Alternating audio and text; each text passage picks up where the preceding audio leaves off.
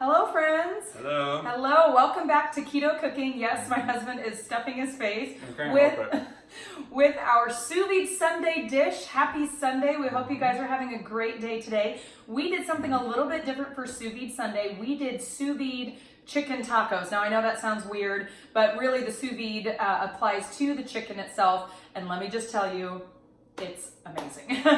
It's so delicious, and you can add so many different variations to season your chicken or whatnot. So we hope that you enjoy this video. We're going to talk to you all about the taco element, the elephant in the room, what he's eating over here. So if you want to check out how to get this low carb keto sous vide chicken taco, keep on watching.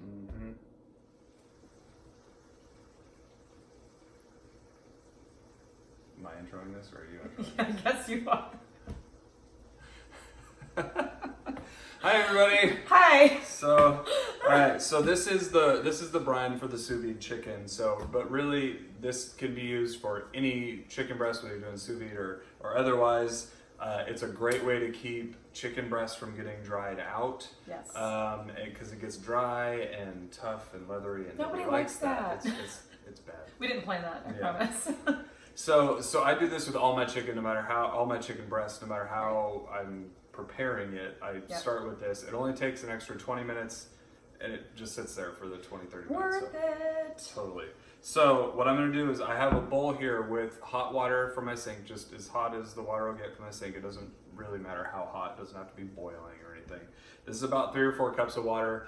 The amount of water isn't real important. We're just going to need enough to cover the chicken in the end, so I'll probably add some more here in just a minute. I'll show you that. But the idea is I'm going to add about a cup of, this is canning and pickling salt. Whatever salt you have is fine. I know it sounds like a lot. The chicken's not going to get salty. Don't worry about that. It'll be seasoned, but it's not going to be over salty. Right.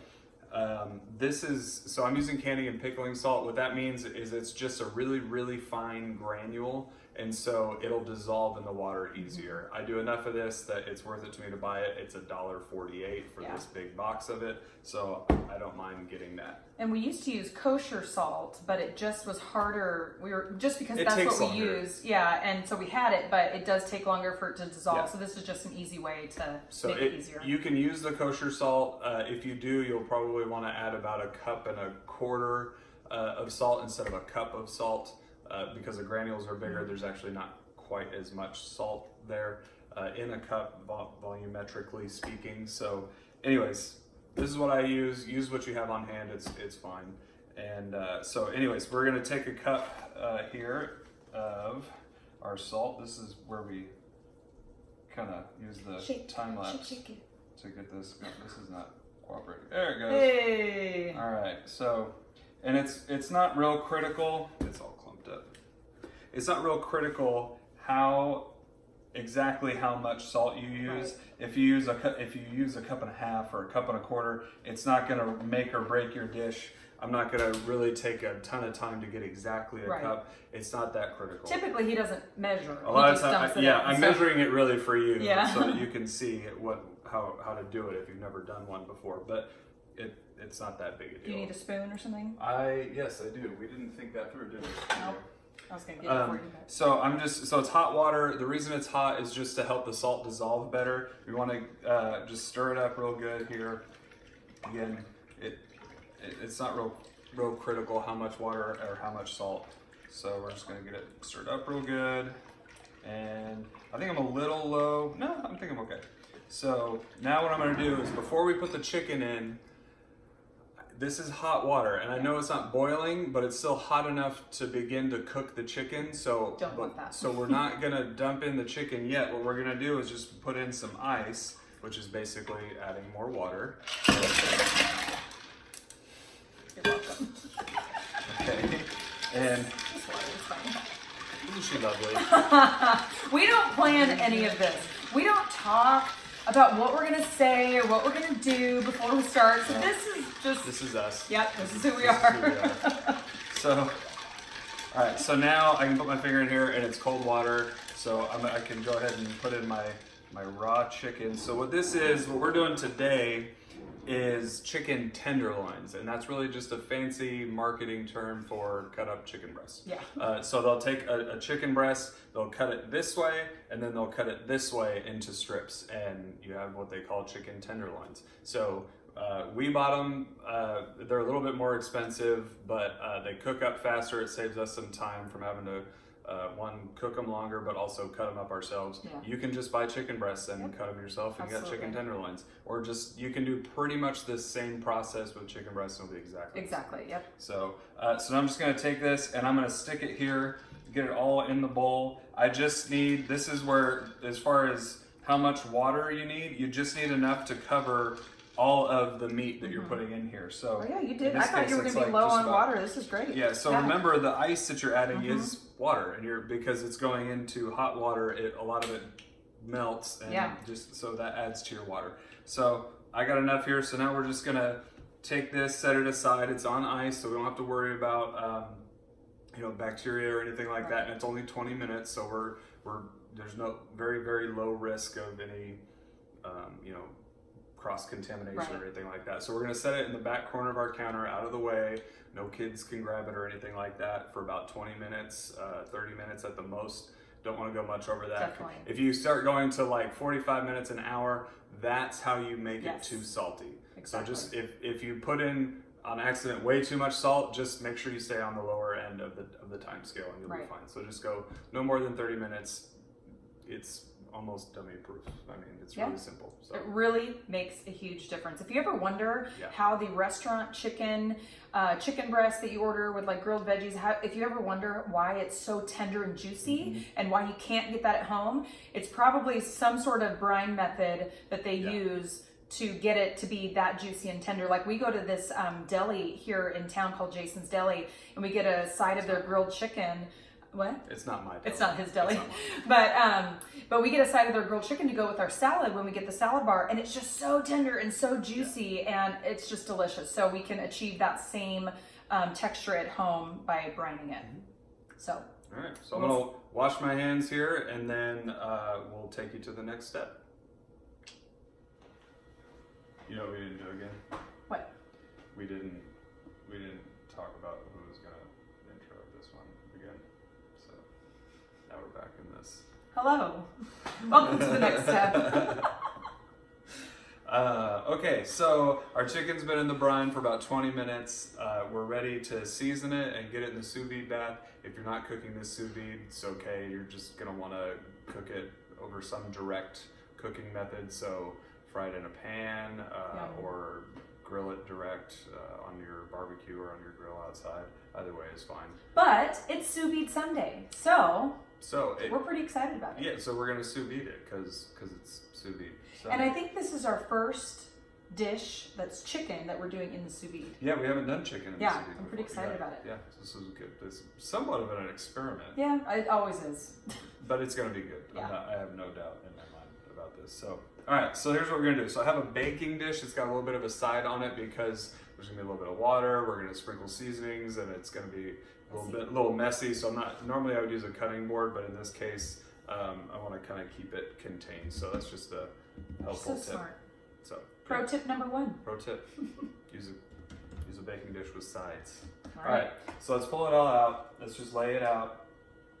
I'm not going to touch it because I'm going to be the seasoner. The season. So my hands are going to stay clean so that I can do the things. Yeah. All right. But you're going kind of slow, so. I'm just kidding. Isn't she? Yeah. Oh, Alright. so fun. Your hands freezing yet? Yeah, so it's really cold. I was just about to say, it's getting to the point where my fingers are starting to hurt now because the chicken's really cold and so is the water. There you go. But that's a good thing for this. Now, do we want to pat this dry as best we can, or does it matter? You know what? It really isn't going to matter. Okay. Because it's gonna cook sous vide. If you're gonna, you know what? I'm glad you said that. So if you're not gonna do sous vide, if you're gonna cook this direct and you want to get that kind of golden brown exterior, you definitely want to dry this off with some paper towels. Because it's all wet right now, if you put it in a pan, it's essentially gonna steam, and it'll cook just fine, and it'll be tender and taste really good. But it's just gonna turn out kind of white and not brown, Yeah. that kind of golden brown. And as looking we've chicken. said before, browned food tastes better. It really does. It makes a difference. Yeah, it does. And and you see it first, right? You see it before you eat it. And so when you see something that looks good, it somehow makes it taste better. You eat with your eyes first. Yeah. So in this case, we're going to cook it in a moist method, which is the sous vide bath. So anyways, all right. So yeah, so what we're going to do is we're just going to season this liberally. Okay. Use whatever season you like here. So you can do a taco seasoning if you like. You can do, we're going to do a barbecue rub that we like. But I've said this, I don't know, it's like 7 or 8 times now. But if you're using a pre-mixed seasoning from the store, check the nutrition facts because it's probably got sugar in it or some other kind of anticoagulant, and something ours or does another. not. This one does not. It's low. It has 0 carbs in it actually. But just check, figure out. Or you might make your find own. one. You can make your own mix of whatever flavors you like. You can wash your hands. I'm gonna do this. Okay, I'm being dismissed. Go wash your hands. It's making me go eat. So I'm just gonna sprinkle pretty liberally. And there is already salt in this seasoning. That's what I was just looking at when I was looking at the ingredients. So I don't need to salt the chicken as well, which I typically do if I'm using like Italian seasonings or something that I know does not have salt in it. Should we get some tongs and flip it, or does it matter? Get it. It's like getting stuck. There we go. No, that's enough. So that's enough. We can just, it's all going to get kind of mixed in the bag, so it's not important that you get it totally covered. Okay. This will just kind of help when you lay it out like this and season over. You can kind of see how much seasoning to chicken you're getting out. So it just kind of helps to see it that way. Cool. So now what we're going to do is we're going to take our bag and we're just going to put it all. I just washed my hands and. Sorry. Well, that's okay. So when you do this, it helps to roll it down. even if you're using a vacuum sealed bag, which eventually we're going to get on board with. But for right now, it helps to kind of flip the top inside out so you don't get the outside seal edges all chickeny. Yeah. That's a real word. I promise. Look it up. Yeah. All right, so we're just going to put all this in here like so. I should smell it. It does smell really good. Oh yeah, that's what I'm talking about. I like this stuff. Yeah. Alright. And I've got my water bath already going here, getting warm. So what I'm going to do is we're going to cook this at 150 degrees Fahrenheit. And I noticed that we're international. We had like 3 viewers from Australia. Hey, Australia! What's up? And so it's 150 Fahrenheit. Do you want me to? Yeah, would you mind? Go ahead. I don't mind. And we're gonna cook it for about an hour in the sous vide bath at 150. I don't know what that is Celsius. You can Google it. Yeah, and sorry. Google will tell you. Google's gonna take over the world. So we're gonna leave a little opening at the middle. Can you do it? I think I can. Can you do it? Let's see. I think you can. And then we're gonna stick it in the water, and the water coming up around the bag is gonna push all the extra air out. This is the poor man's way to do it. If you don't have a vacuum sealer, it still works really, really well. So we're just going to go ahead and push it down in the water. Uh-oh, see, I have too much air. You gotta open it up a little bit more. Or do that. Push it down. Open it up more. But then it got a bunch of air in there when I was, okay, he knows what So open it up enough so that the air can push out when you push the chicken down in. There you go. Look at that, professional. It's like he's done this before or something. There we go. And seal it. Nice thing about chicken is it's lean enough. Fat floats. So if you have a really fatty piece of meat, it comes up. You got to find a way to push it down. That's true. Chicken is really lean, so it sinks right. It is, yeah. It's sitting right at the bottom. So cool. We just got it in the bath. It's not quite up to temperature, so it'll end up cooking a little longer than an hour. But that's okay. A few extra minutes while it comes up to temp is. So you said 150 degrees at 1 hour. You got it. Got it. And then we're gonna pull it out, and I'm gonna grill it. And we're probably going to make some tacos out of it, but yeah, we are. I mean, we can. That's right. We said tacos in the keto world. Mm-hmm. That's right. Mm-hmm. It's going to be good. It's coming. All right. All right. Are we done? Yes. I think we're done. I'll cut that out. Okay. Next. I'm totally making a bloopers reel. Edit.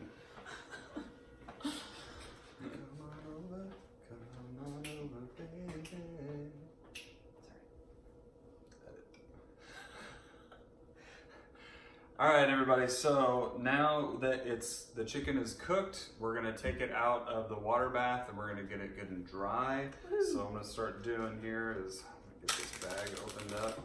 And I got some tongs here, so it's not gonna. Didn't even let me go in.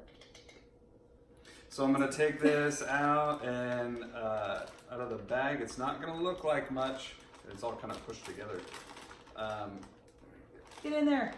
I don't want to make a mess. Right. There we go. Okay. Hey. Hey, yeah. This doesn't look bad though. Sometimes poultry can like look. It's alien-like. Yeah. So it's not done yet. So we're just gonna get it out of the liquid here. I'm really excited to try this. Tender though. Yeah. Very tender. It looks. I can see like it kind of has this bounce to it, but I don't know. That might be the wrong word, but it looks good. We did 2 whole packages. When we cook on the weekends with y'all, and this is our meal prep. Yeah. So, we're gonna be eating on this for the rest of the week, basically. Right. So we go ahead and do larger portions just so we've got food for the week. Yeah. Well, and this chicken is really versatile, so we're gonna make tacos with this, but initially, but we're also going to store a bunch of this chicken. We'll make salads with it. Yeah, exactly. It would go really good in like some eggs. Oh, even in yeah, the that would be morning good. a good, Chop it up and variation. Like a little omelet. Yeah, so you can see here it's kind of white. Not much to look at really here. The seasonings help. Yeah, but so what we're gonna do is we're gonna take some paper towels and we're just gonna try and get it as dry as we can. I'm gonna take it out to the grill and I'm gonna sear it on the grill. The hotter you can cook this to sear it, the better. Yeah. And you don't want to overcook it. You don't want to overcook it, and so the hotter you can have your heat, the more it's just gonna cook the outside, brown it, and then be done. So it's gonna be super, super fast. And I just can't get my stove hot enough, and even if I could, it would make a bunch of smoke and fill our house. It'd be a disaster. It wouldn't be good. So for me, for the most part, when I go to sear something after cooking it sous vide, the grill is going to be the best because I can get it to about 1,000 degrees on my grill, and I can just never hope to achieve that on my stovetop. Right. So that's kind of what we do. So all right, so I'm going to finish drying this off, and then we're going to take it out to the grill. See you at the grill. There we go. Hello. Hi, friends. All right. We're in our backyard. So we're all dried off here. We're gonna throw it on the grill. I got the grill pretty much as hot as I can get it. In fact, it's kind of hot. Yeah, I'm like, woo, let me step back here. All right, so we're gonna go ahead and get this chicken on the grill and get it seared as best we can here. All right. I wish there was some like fancy sound effects we could throw in here. Oh, now it's sizzling. Yeah.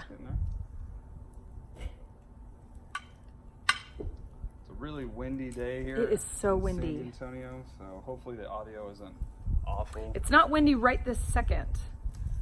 There's a light breeze, but man, earlier I was out and about with the kids and it was super windy. My kids had their capes on though. They loved it.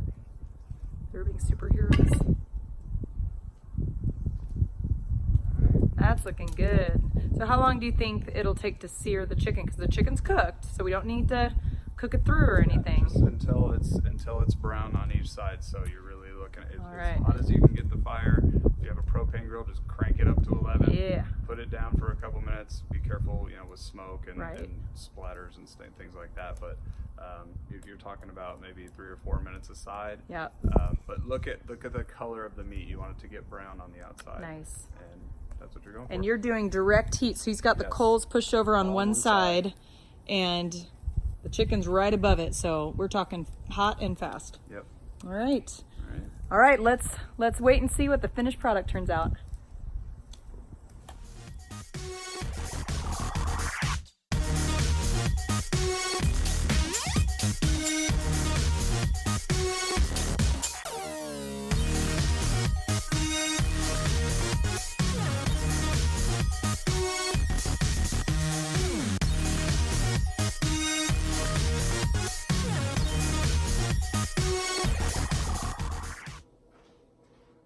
All right, so we got it in off the grill here. What I did was I took a couple pieces and I just sliced it into little chunks. It's so tender from the sous vide that it almost falls apart. It was kind of hard to cut. Yeah. So you almost do like pulled chicken with you it. Could. You totally could. So what we're gonna do with this chicken is we're gonna make tacos. Yay! Actual tacos. Now we did our taco pie recipe yesterday. Yeah. Which is amazing, but this is just another variation. So you're probably going, what about the tortilla? So we're using a low carb tortilla. In this case, it's flour. That means yes, it has wheat in it. So if you're not a person who can eat gluten, that kind of thing, then this probably wouldn't be for you. The chicken you can still take. Oh yeah. We were talking about we could put it in salad. We're really excited about doing a salad with it. I love mixing salsa and a little bit of ranch together and making a salsa ranch dressing. Oh my gosh. And in this case, because we grilled the chicken, it's gonna have a little bit of a smoky flavor. You mix that in with the other ingredients, it's gonna be awesome. So yummy. So just this is. Yeah, we're making tacos here, but even if you're not one who would eat the tortilla in this case, this is still something you can take and use. And you could literally just put all these ingredients on a plate and eat it with a fork. Yeah. I mean, taco bowl. Yeah, totally. So, all right. So what we have here, we'll go ahead and wrap this up here. So we have our low carb tortilla here. I cut up some chicken. I'm gonna throw some of that here in the bottom, and maybe a little bit more because I like it. And then we're gonna do a little bit of cheese. And we have some avocado here and some salsa. We really like this salsa. Yeah, and if you have some lettuce, you could chop up and do a little bit of lettuce on top. Super yummy. That does not want to. There you go. There we go. A little avocado on top. I'm just gonna use my hands. There you go. There we go. And you got a good looking taco here. I'm gonna put some more chicken on there. I got space. Well, and these particular low carb tortillas are quite large. Yeah. So what we like to do is only eat one to keep it in moderation and just kind of pack it full. And it is so satisfying. There is a good amount of fiber in them. That's how they help you keep low carb. But oh my gosh, it is super filling and really satisfying. He can't. This guy in tacos, and me too. I love tacos. I remember when we moved. He called me from moving. We were exhausted, and he goes, "What do you want to eat?" I'm like, "I just want tacos." This was years ago, but yeah, tacos in our house. Or how is it? So good. It's so good. So you can have low carb tacos. Not everybody is going to agree on the low carb tortilla. That's totally fine. You do you. Yeah, We'll do us. Make it your own. Add whatever toppings. If you like sour cream on your tacos, if you like more cheese, if you like guacamole instead of avocado, do what you like in your tacos or on your taco salad. And I have to tell you, the chicken, it's got that kind of crisp on the outside because we grilled it, and it is so juicy and so tender on the inside because of the sous vide method. So we love it. Well, we brined it too, so that helps. And we brined it. So even if you don't sous vide it, the brining is kind of like insurance, so you don't overcook the chicken. So if you're one whenever you cook chicken breast, you're like, it's always so dry. You use the brining method, the salt water ahead of time, and that'll save you. That'll be some cheap insurance on overcooking your chicken. Brining is such an easy, just salt water for 20 minutes. 20 minutes. You're good to go. Yeah. So we hope you enjoyed this video. Thank you for catching another episode of Keto Cooking with us, and we will see you guys in the next video. Wait. Before we sign off. Sorry. Like and share. Please. Like and share. Subscribe. Yep. Get the bell on. Do all that. We're doing this. We don't get paid to do this. Nope. We're doing this because we want to help folks. Yep.